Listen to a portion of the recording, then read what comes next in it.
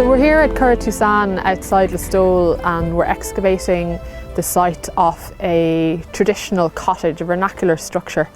And the building was here for over 100 years, so from around the 1840s at least until the 1950s. So it's been occupied for over 100 years, and it's through a very tumultuous part of Irish history, so spanning from the Famine to the Irish Republic. It's a type of building that is very rare in the landscape today. So it's a two-room cottage. It would have originally been thatched, and the walls are made out of mud or cob, which would have been really common in the 19th century, but many of these types of buildings, because of the way that they survive in the landscape, there's very few of them remaining today. So what we're getting here is a really interesting look into a slice of the social history of Listowel and sort of the lives of everyday people who would have lived in this part of the country. We've just started to excavate the vernacular house here at Curraghatoosane, and we're putting this test trench through one of the rooms of the house. We're taking it down to natural here, just to give us an idea of the depth of the archaeology, and we'll get some nice sections along the sides here, which will give us an idea of the floor surfaces that were in the original house. So just walking in along the outside of the house to the south, along the outside cobbles, coming in the entrance, and this is the main room of the house, the main living area. We've got a concrete surface, there's some external wall there to the south, and we're just coming up along where the hearth was, the heart of the home, the fireplace. Outside you can see this big limestone slab, flagstone, and we've got some deposits here from the clean out from the fire and the general fire activity. This redder area in the middle here is probably where the main hearth was. This is where the crane and most of the activity and the conversation went on in this house. There was also a coin found in relation to this hearth. It appears to be a 1948 penny. I suppose we have to remember that for the life of this house, it never had electricity. All light would have come from the fire, all cooking would have been done on the fire. And we found, for example, a lovely candlestick as part of the assemblage from the building. So we have to really cast our minds back to this other world where there was no electricity, no running water, and everything had to be brought in and out and done by hand. So we only have traces of the foundations, but we can see where they were in relation to the cobbles and in relation to a later lime mortar floor that was probably added in the late 19th or early 20th century as part of the process of improvement. And this is something that we see a lot in these types of buildings. So they have multiple phases and they go through different life cycles depending on who's in them. The house is built in a really wet site, and we have a clue to this in the name of the townland itself, Curraghatoosane. So Curragh of course means a wet or a marshy place. And because of this wet site and the fact that the walls are made out of wood, the people who built it had to inbuild a number of specific features to help to accommodate for the dampness and to try and keep the mud walls of the house as dry as possible. So they did a number of things in order to deal with this. So the first is they built subfloor drains under the building to try and keep the earthen floors of the building dry. The second thing is they put loads of cobbles around the building and drains. So in the first phase we have a simple drain that runs around the building, and this would have served to channel water away from the earthen walls of the house, and also to keep any water falling off the thatch to keep it away from the walls. In the second phase we see laying out of extensive cobbling. So in the north of the building we have a really beautifully cobble set drain, and this is a feature that comes up in a number of vernacular structures in the area. So the drain is about 1 metre wide, and it's got a lovely gully in the middle, and it carries the water right off the site away from the building. And similarly on the southern side of the building we have a big area of sloping cobbles that carry all the water away from the walls. In the early 19th century it wasn't very unusual for small tenants to keep animals inside the house.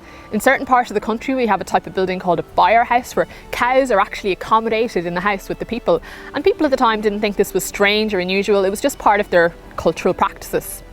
Towards the late 19th century, and particularly coming into the 20th century, there was big moves to take the animals out of the house and to improve the buildings, make them more hygienic, make them cleaner. And one of the ways we see this is by the addition of byres to these type of small tenants, small farmer settlements. And we have a lovely example of a byre here at this site, and it's added on at a later phase of the settlement's history. It originally had a beautiful cobbled floor with a drain to take the effluent outside and into the broader drainage system connected to the site. But then at a later period, probably in the 20th century, we get the addition of a concrete floor over the cobbling. Again, that constant move to improve and upgrade these types of vernacular settlements. We'd expect a vernacular structure such as this to have a thatched roof, and we're able to corroborate this through a number of pieces of evidence. The first is oral history. So many people who've come up to us who remember the house or have been able to tell us that they remember it having a thatched roof. The second piece of evidence is through the documentary record. The censuses of 1901 and 1911 have an accompanying house sheet that tells us for certain what we know through the archaeological record, that the walls were made of wood, but also that the house was thatched. So one of the strengths of historical archaeology, of studying later sites like this from the 19th and 20th centuries, is that we're able to combine the archaeological material with historical documents and historical records, so we can really flesh out the lives of the people who lived in this building and other buildings like it. In the case of this site, we've been able to track back the residents of the house, the people who lived here in the 1901 and 1911 censuses. So in the 1901 census, the house was occupied by Mary and James Connor and their 4 adult children, they ranged in age between 14 and 25. James was 60 in 1901, so he would have been born in and around 1840, just before the famine struck. Bill's sister Mary Ann was 25 in 1901, and we can see on the census that she was a dressmaker. During the excavations, we found a number of artefacts that potentially belonged originally to Mary Ann and were associated with her occupation. So for example, we found a number of buttons, but most interestingly, a small thimble. And it's really amazing to have this tangible connection to this person who we can see in the documentary records and these material objects that must have belonged to her. We're here at Curraghatoosane on the last day of our excavation, which is also our site open day.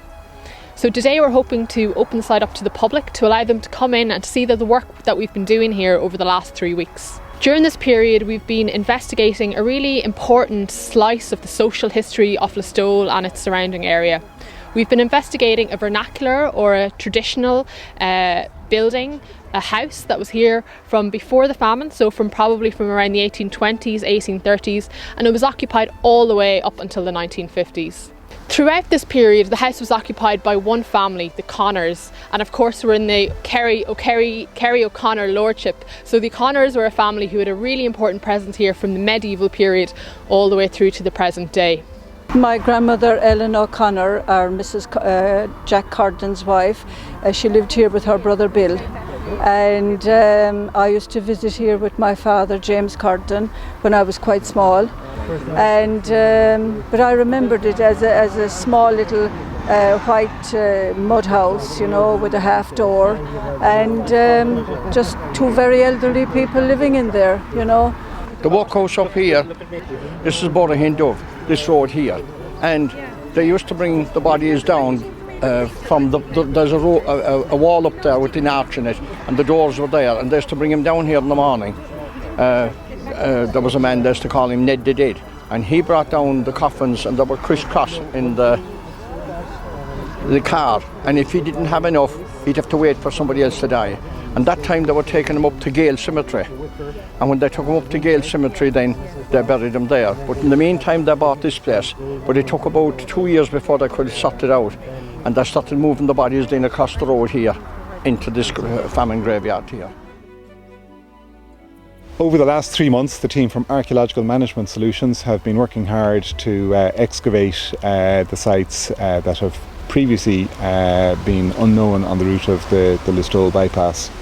And that has led to some really interesting discoveries. These range from the Fulloch Fields in Coolnaleen and Gaeltacht Valley, probable early medieval or early Christian charcoal production pits in Coolnaleen, very interesting worked timbers of as yet unknown date in Curraghatoosane, and the remains of a 19th century house at Curraghatoosane.